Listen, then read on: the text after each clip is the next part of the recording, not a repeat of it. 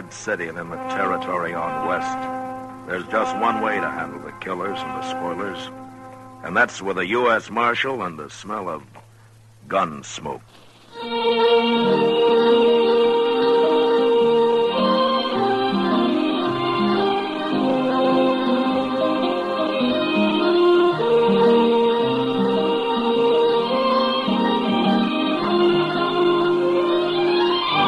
Gunsmoke, the story of the violence that moved west with young America.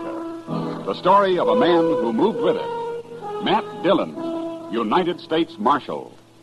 Gunsmoke, starring William Conrad.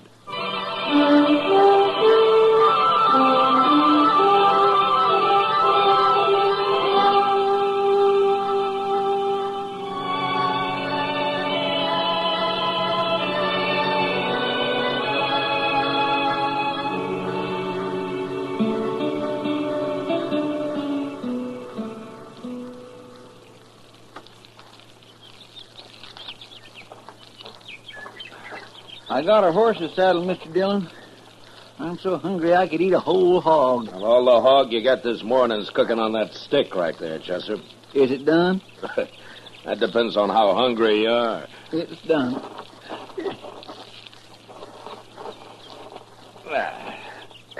Sure will be good to get back to Dodge tonight and sleep in a bed again. Well, civilization's made you soft, Chester. Maybe so, but I get mighty tired of using my back for a mattress and my belly for a covering. Obviously, Chester, you were born for greater things than rooting around on the prairie and living in the rain. It hasn't been raining, Mr. Dillon. No, it hasn't. But it will, Chester.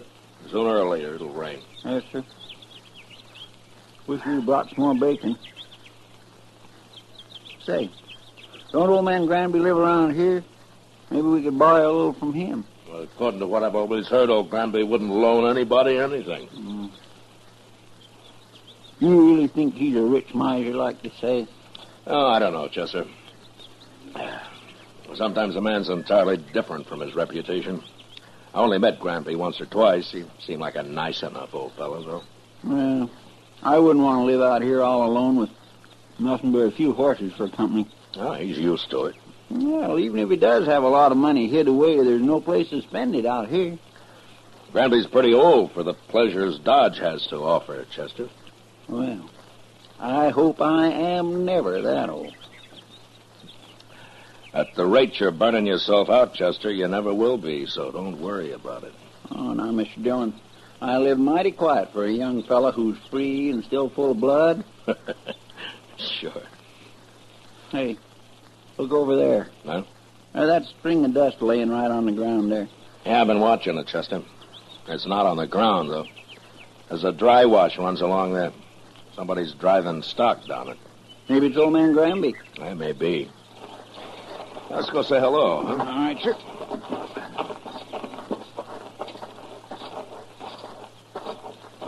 If it is old man Granby, we might just ask him about a little bacon, huh? Well, we can ask. There's no harm in that. Oh. Oh.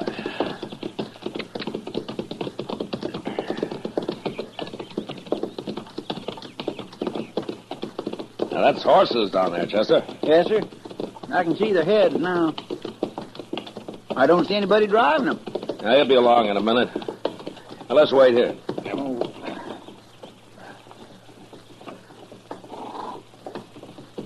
There he comes.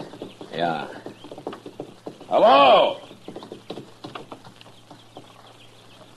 He stopped. That's not old Granby. Let's ride down and say hello anyway.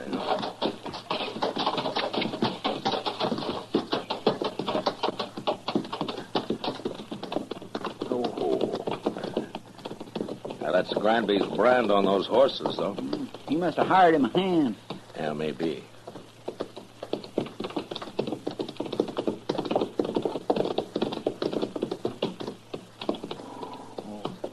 Hello? Hello. Are you working for Granby? I ain't working for nobody, mister. Oh? And where is he?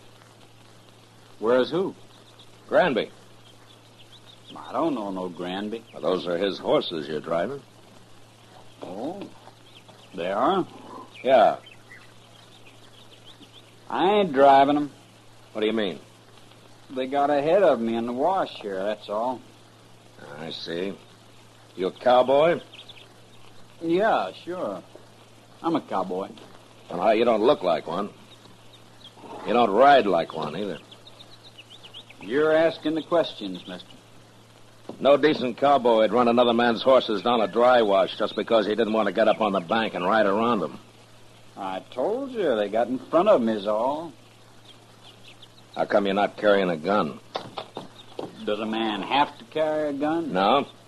I'll bet you're the only man within 1,000 miles of here who isn't carrying one. Maybe I got a better conscience than the rest of you. Maybe. Look, mister, you've run those horses about 5 miles off of old Granby's place. You want to give us a hand, we'll run them back. I'm in a hurry. It won't take long. The old man might be a couple of days finding them if we don't. You worry about him. I got to get into Dodge. We'll ride in with you. Afterwards. I ain't going to do it. Look a lot better if you did. I'd like to, mister, but I can't wait. I'm leaving now. So long. You gonna let him go, Mr. Wait a Dillon? minute, Chester. I'll let him hear what lead sounds like. No, don't shoot! Don't shoot me! All right, then ride back here.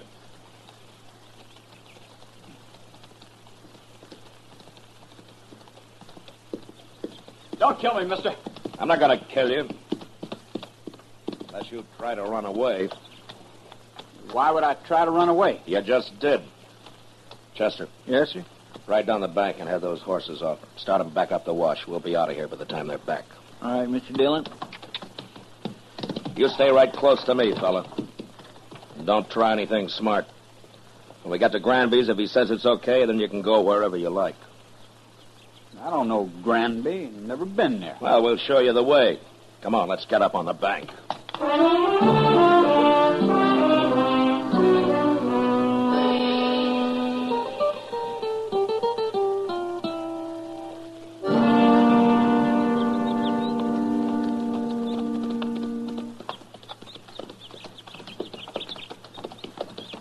Old man Granby can find his horses all right now, Mr. Dillon. Yeah.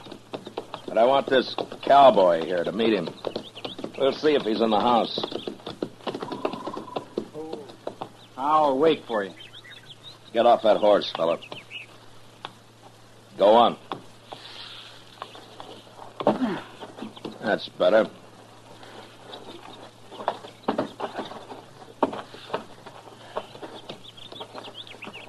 Come on. We'll take a look.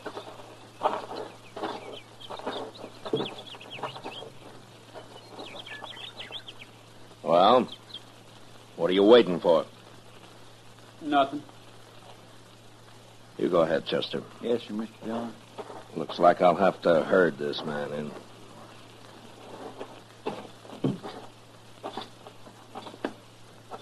You've been kind of balky ever since we ran into you, mister. I don't like being dragged around. I never did. I just want you to meet old Granby. He'll be grateful for you, helping run his horses back here. I know what you think, mister. You think I was stealing them horses. Well, I never heard of the old man. I was never near this place. Yeah, so you told me. But you're here now. I ain't afraid of you or nobody. Then let's go into the house. Come on.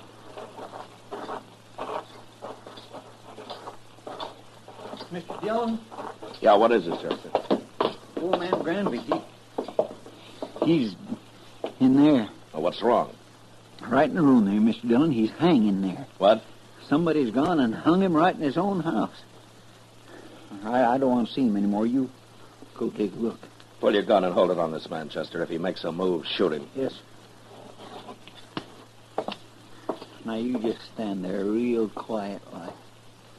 I ain't gonna do nothing. You sure ain't. Just because I happen to be in the country don't mean I killed nobody. Mr. Dillon will decide about that. Who is this Mr. Dillon, anyway? He's a United States Marshal, that's who. A marshal? Looks like you run into the wrong people, fella. I'll hold your gun, Chester. Search it. All right, here. Get around. All right.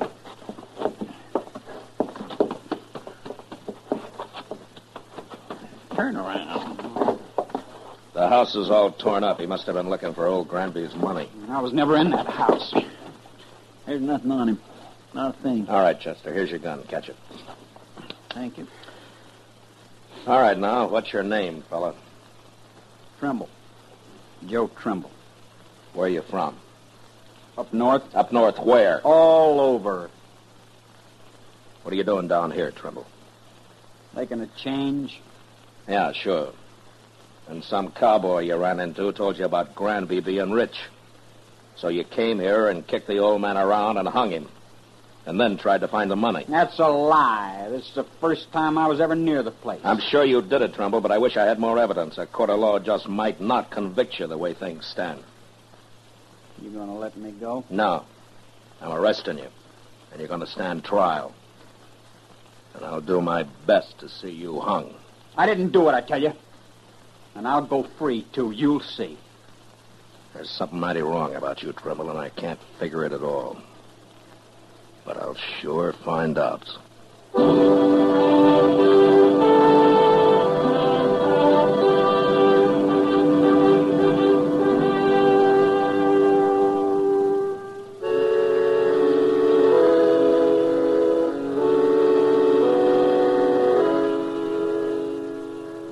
We let Joe Trimble dig a grave out behind the house. Then we laid old Granby in it and covered him with dirt. I was pretty sure now that the old man had never had an extra dollar in his life and that he'd been killed for no reason at all. Anyway, Trimble had done a pretty thorough job looking for the money, and he'd found nothing. On the ride into Dodge, I tried to figure out just what he was, but he didn't seem to fit anywhere. He wasn't a cowboy or a hunter or a gambler or even just a drifter. After we got him locked up in jail that night, Doc and I went over to the Texas Trail for a drink with Kitty, and I was telling him about it. Now then, this fella Trimble, how old is he? Oh, around 25, I guess, Doc. Then he couldn't be running away from home. No, he's a little old for that, Kitty. Well, anyway, they'll hang him. Well, I hope the judge agrees with you, Doc. Why shouldn't they? All I got so far is circumstantial evidence. But then you should have shot him out on the prairie. It's a good thing you're not a lawman. Well, maybe if I were, there'd be fewer killings around here. I doubt that, Doc. You going up to Hayes for the trial, Matt? Yeah, I'll have to, Kitty. That'll take a week, I suppose. Oh, Bob. Why do you ask? Nothing, only you've just been away for 10 days. Well, I have to earn a living, Kitty. You could make more money gambling right here in Dodge. Oh, no, Kitty, don't start that. Good evening, Marshal. Oh, Major. It's Kitty, Doc. Evening, How Major. do, Major? I'd like a word with you, Marshal. Sure, Major. So we can go over to the bar then. All right. I'll be back, Kitty. Doc. No hurry, Matt. Doc's got a lot of money. Oh, now I'll buy you one drink, Kitty. Just one drink, and that's all. Well, it's a start, Doc. Let's go, Major. I had to come to Dodge on other business, Marshal. But I wanted to pass the word to you that we're looking for a man. Oh, the Army?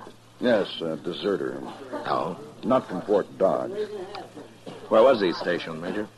He was with the 7th Cavalry at Fort Lincoln. Oh, up in the Dakotas. And for some reason, they think he headed south. Now, I don't have much of a description of him, just that he was a private, about 4'25", curly blonde hair, and he had a scar on his left hand. Yeah, that fits. What's his name, Major? He enlisted as Joe Gould, but he's known to have used the name Trimble. Uh-huh. Well, he's right here in Dodge. What? I got him locked up in jail.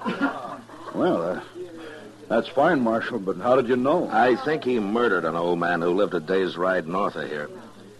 I'm going to have him tried for it. Now, that won't be necessary now, Marshal. I'll take over custody of him. No. Huh? Then he'd be tried at Fort Lincoln for desertion. I want him tried for murder. And I got to be there to present the evidence. You could go up to Fort Lincoln. No, the Dakotas are out of my territory, Major. Besides, this is a civil crime. The Army wants that man, Marshal. I'm sorry, Major. He's going to be tried in Hayes first. He is still a soldier, even if he did desert. Well, if the judge lets him off, you can have him. But not otherwise. Major, he tortured and hung an innocent old man, and I'm going to do my best to see him punished for it. Well, I'll have to take this up with my superiors, Marshal. You better hurry.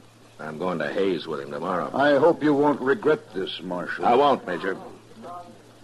Not if Trimble is properly punished. I won't.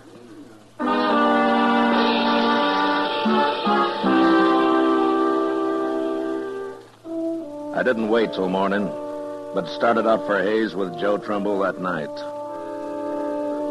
The trial lasted a week, and in spite of all the arguments I made, the judge finally decided that there wasn't enough real evidence to convict him. I even tried to make Trimble confess, but he was too smart for that.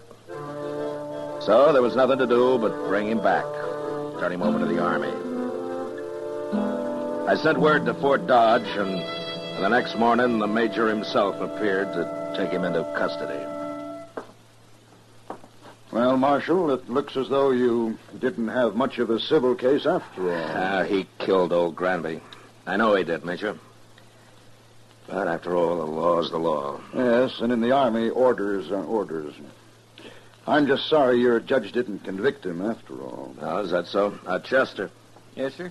bring Trimble out, huh? All right, sir.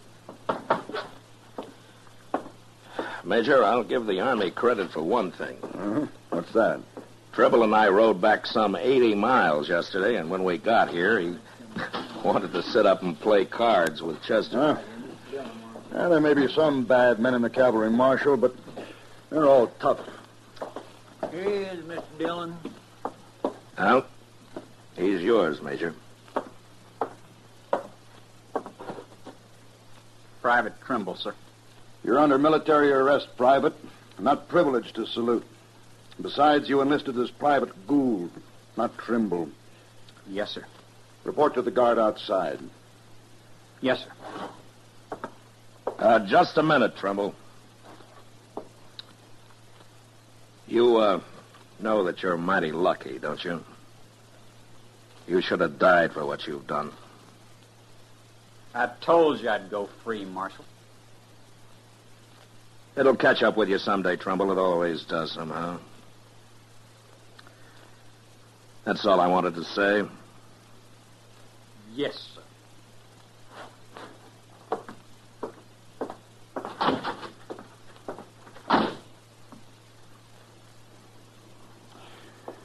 Well, thank you, Marshal. I'll be getting along. Oh, Major, you said that you were sorry that the judge didn't convict him.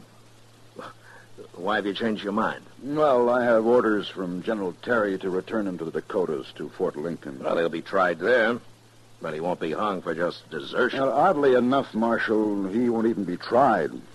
For some months, anyway. He won't? No. It seems that the 7th Cavalry needs every man available. They're leaving Fort Lincoln on an expedition against the Sioux and the Northern Cheyenne. Oh, the Sioux, huh? Yeah. I wonder if old Sitting Bull is still the chief medicine man with him. Sitting Bull? Yeah. No, I never heard of him. But I expect the 7th will be heading into Montana territory. Well, if they're after Sitting Bull's tribe, they will. He's always had a large camp over on the Little Bighorn. That's so? Yeah. Oh, by the way, who's in command of the 7th Cavalry now? Oh, an officer I served under a couple of years. I never did care for him. A General Custer.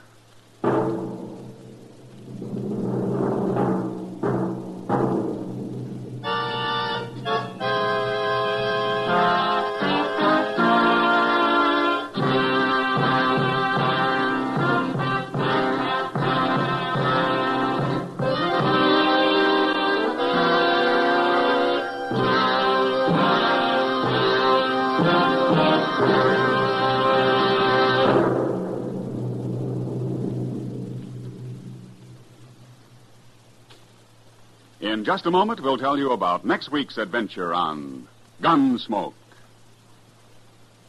You know, what you are tomorrow depends on what you eat today. So, Mother, be sure the big and little Indians at your house always eat a good breakfast. And tell me, what could be better for breakfast than Post Toasties? Post Toasties, you know, are the heap good cornflakes. The best thing that's happened to corn since the Indians discovered it. But all of the talking in the world couldn't tell you how downright delicious Post Toasties are. You have to taste those crackling, crisp flakes.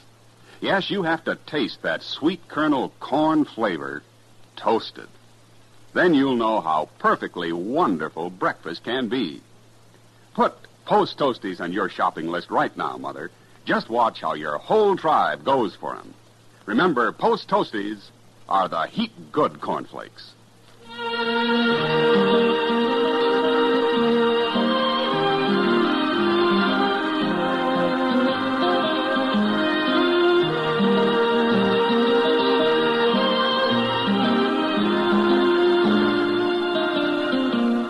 Gunsmoke, under the direction of Norman MacDonald, stars William Conrad as Matt Dillon, U.S. Marshal.